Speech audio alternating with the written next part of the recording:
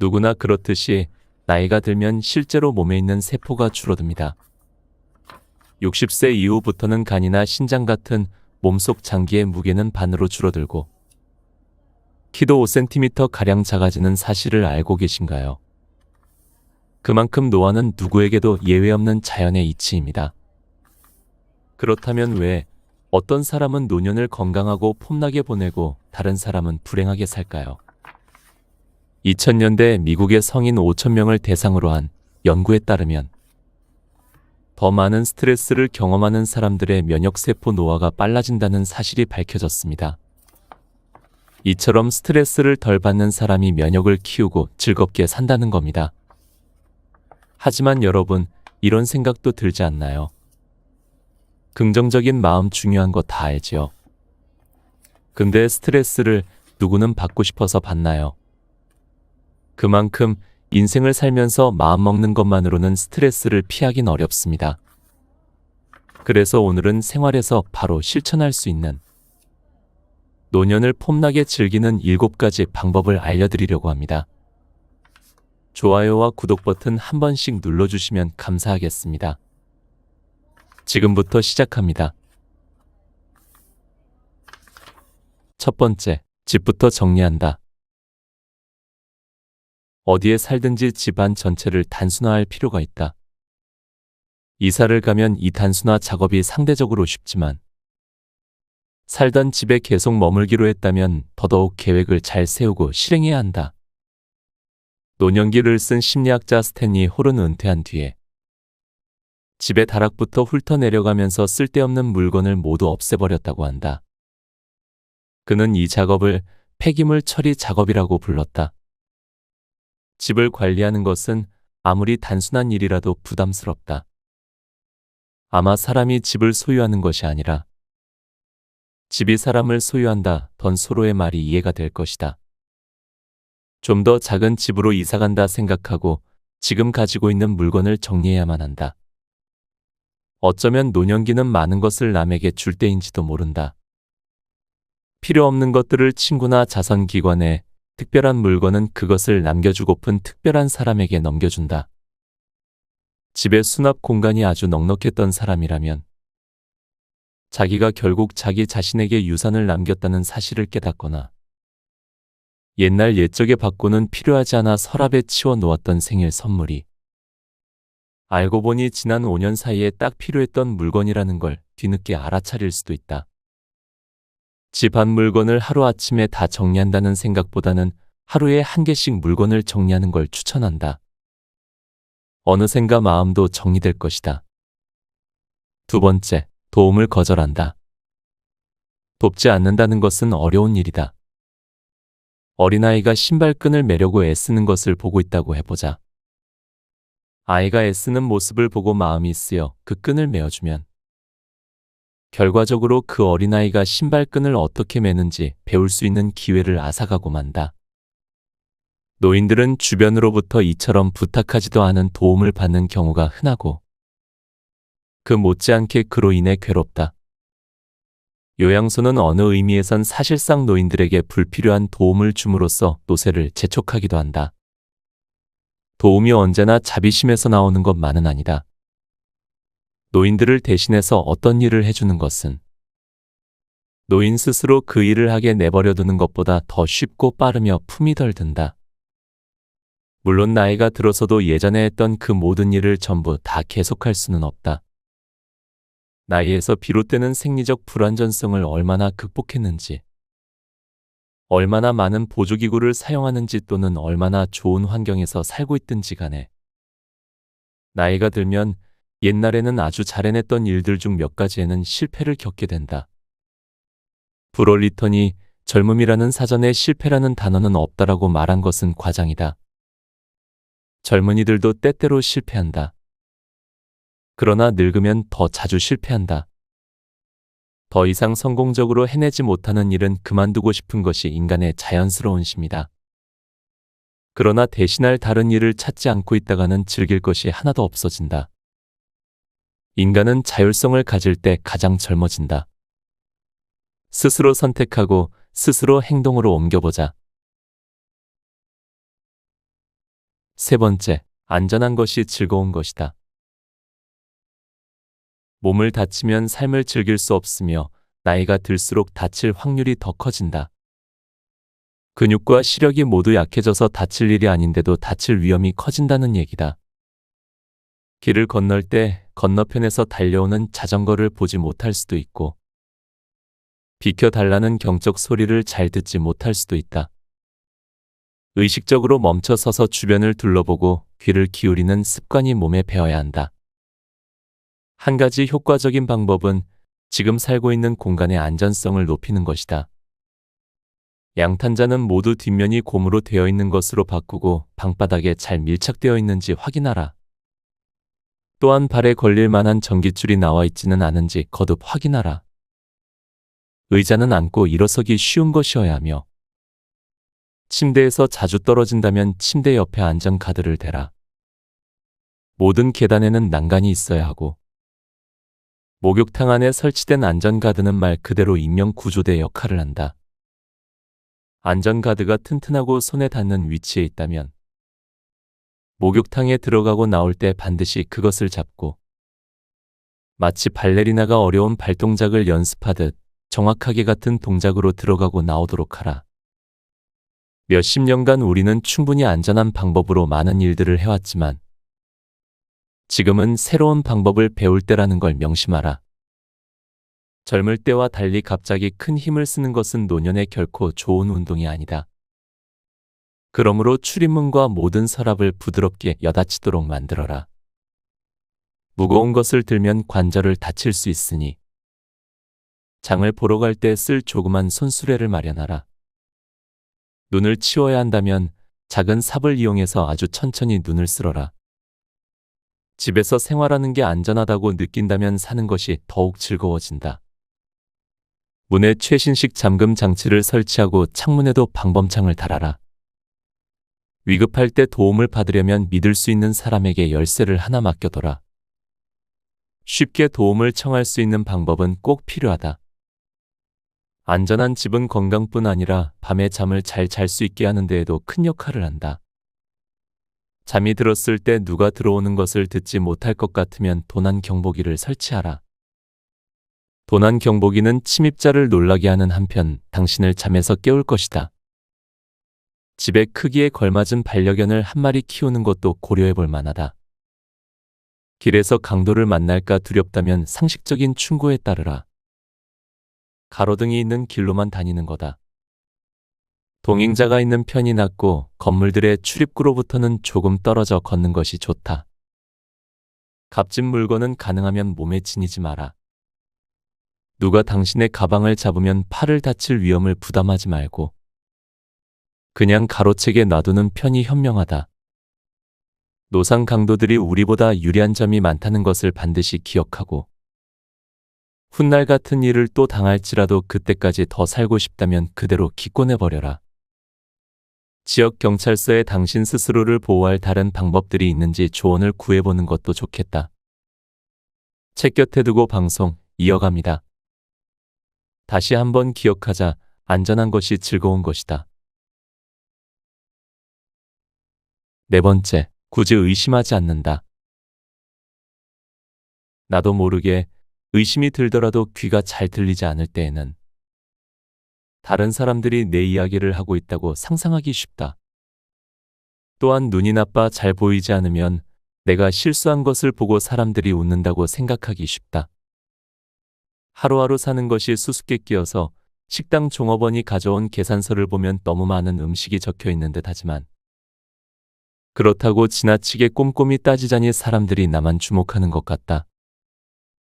만일 실수로 돈을 많이 내면 점원들이 당신의 약점을 이용해서 당신의 돈을 가져갈 것이란 생각이 들기도 한다. 지금 내가 지불한 돈이 5,000원짜리요, 5만원짜리요. 아직까지 의심을 덜어주는 약을 만들어낸 사람은 아무도 없다. 하지만 그런 약이 나온다 해도 당신은 그 약마저 의심할 것이다. 그런 약을 먹는 게 알려졌다가는 모든 사람들이 당신을 이용하려 들 테니까. 세상살이에 있어서 어느 정도 의심을 품고 시시비비를 따져보는 것은 분명한 해결책이다. 당신의 생활 속도를 주장하는 일도 필요하다. 말을 너무 빨리 해대는 사람을 의심해보는 일은 꽤 정당하다. 당신의 기억력을 너무 믿지 마라. 사람들이 당신의 약점을 이용할 수 있는 경우에 수를 줄인다면 의심 때문에 갖게 되는 마음고생도 줄일 수 있다.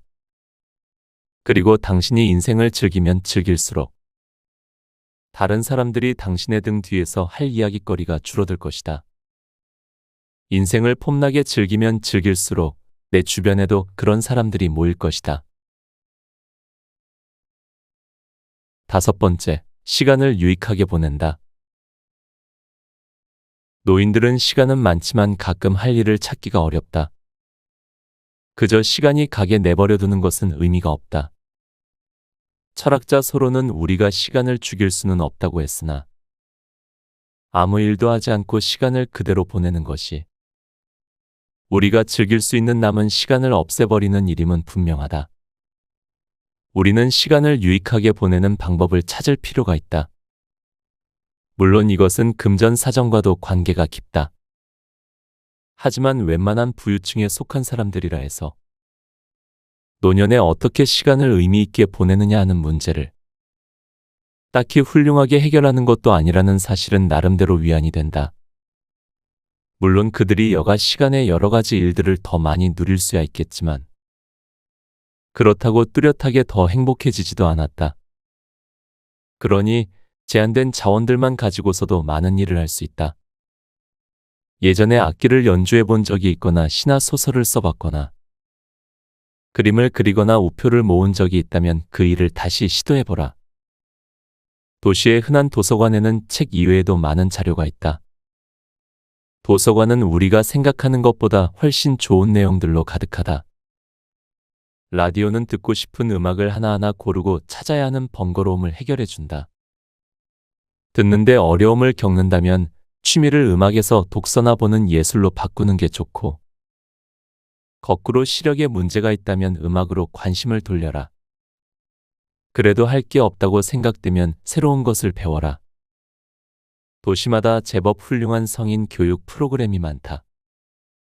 또한 어떤 텔레비전 채널에는 그림, 조각, 뜨개질 등을 가르치는 프로그램이 있고 또 다른 채널은 미식이 얼마나 즐거울 수 있는지를 보여주며 집에서 어떤 화초를 키울 수 있는지 또는 여태껏 꿈도 꿔보지 못한 원의 솜씨를 어떻게 하면 가꿀 수 있는지 등에 대한 다양한 프로그램을 펼쳐놓는다. 만일 이런 종류의 일들을 해본 적이 없다면 아직 당신을 기다리는 여러 시도가 많다는 점에 대해 감탄하고 감사해야 할 것이다. 나아가 좀 다른 생활을 해보도록 노력하라. 전에 읽어보지 못했던 분야의 텔레비전 채널, 신문이나 잡지 또는 책들을 읽어보라. 새로운 경험은 실제로 뇌를 젊게 만든다. 6번째, 입과 귀를 관리하자. 당신의 기분이 아주 좋지 않으면 식이 예전처럼 맛있지 않고 식욕도 없어질 것이다. 침의 분비량도 줄어들고 그 때문에 삼키는 작업이 힘들어진다. 이럴 때는 소스나 양념의 양을 좀 더 늘리고 음식을 먹을 때에는 물을 마시는 것이 좋다. 입이 마른다는 것은 때때로 이에 이상이 있다는 것을 뜻하기도 하니 치과의사에게 조언을 받아보기 바란다. 모관이 거칠고 말라 목소리가 이상해지기 시작하면 무가당 허브 캔디 같은 것으로 목을 가라앉히는 응급 처방이 효과적이다. 냄새 맡기가 힘들어진다는 것은 어떻게 생각하면 오염된 이 세상에서 하나의 축복일 수도 있지만 위험한 일이기도 하다. 위험한 연기나 냄새를 맡지 못할 수도 있기 때문이다. 이때는 화재경보기 같은 장치가 당신을 좀 더 안전하게 보호해 줄 것이다. 다른 한편 당신의 감각이 무뎌졌다는 것을 염두에 두고 옷이나 집에서 냄새가 나지 않도록 조심해서 다른 사람의 얼굴을 찌푸리게 하는 일이 없도록 주의하자. 7번째, 노년에 과감하게 부딪혀보자. 인생 후반에 대해 생각하지 않을 수 없는 시기는 당신이 노인이 되었을 때다. 노년은 때때로 예기치 못한 사건처럼 찾아온다. 노년은 슬금슬금 찾아와 무방비 상태인 사람들을 놀래킨다고 하지만 사실 사람들이 일부러 노년이 찾아오는 것을 외면하기 때문일 경우도 많다.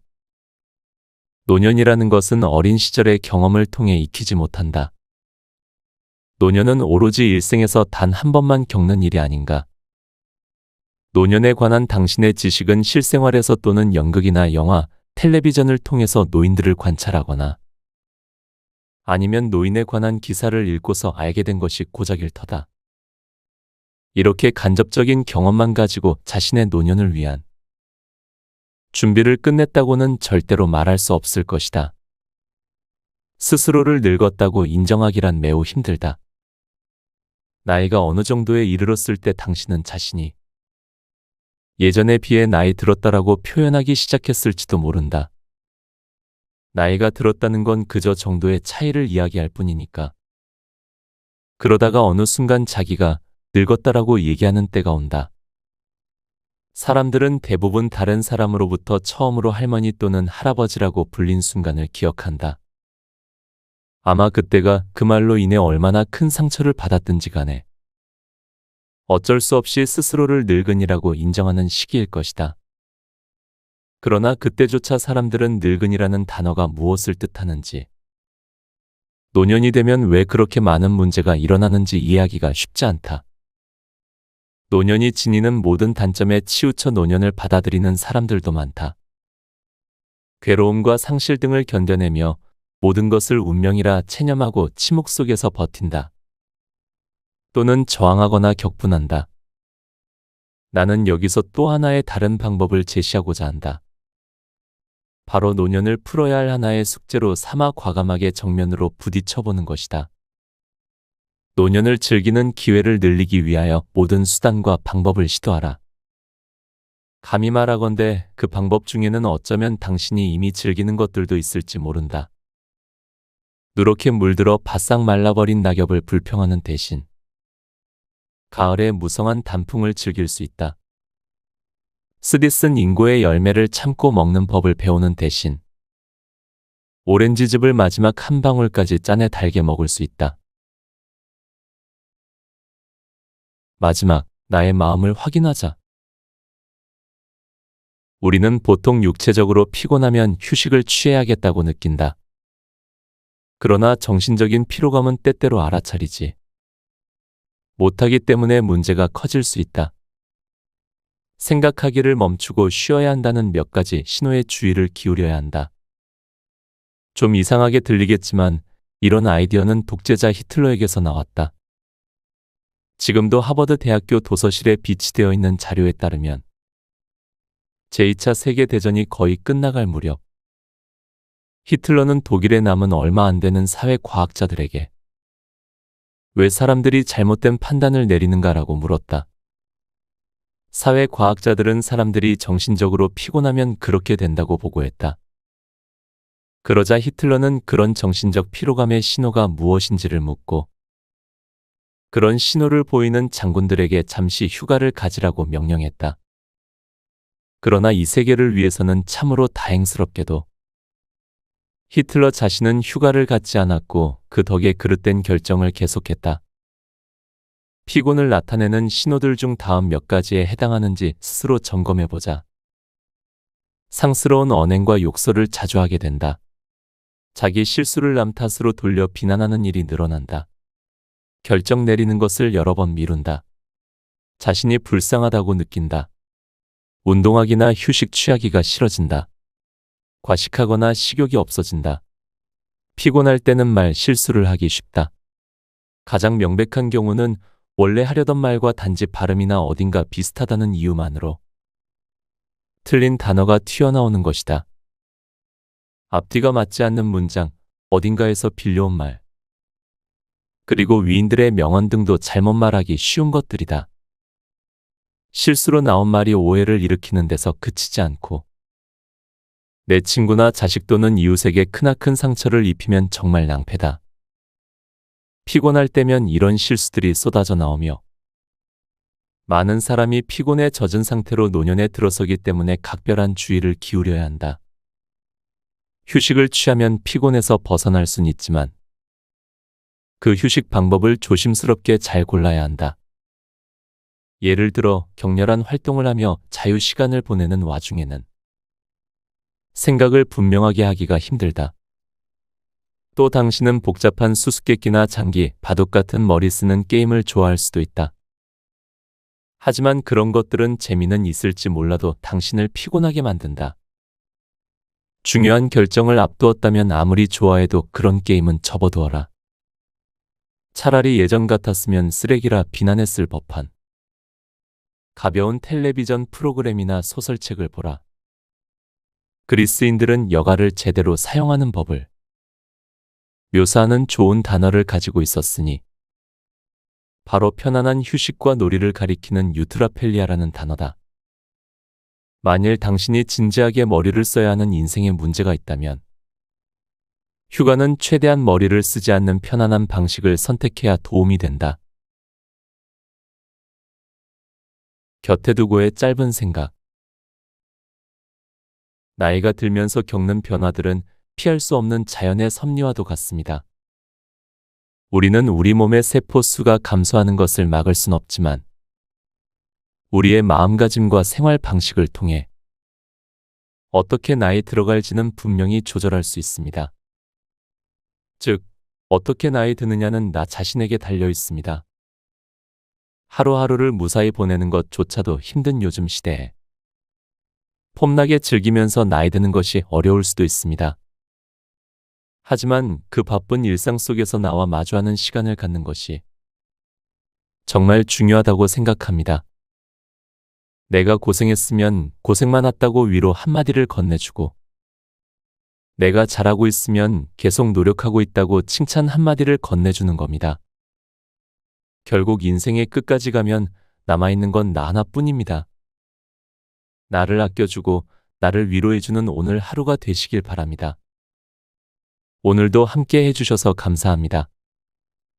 책 50 이후 인생을 결정하는 10가지 힘을 읽고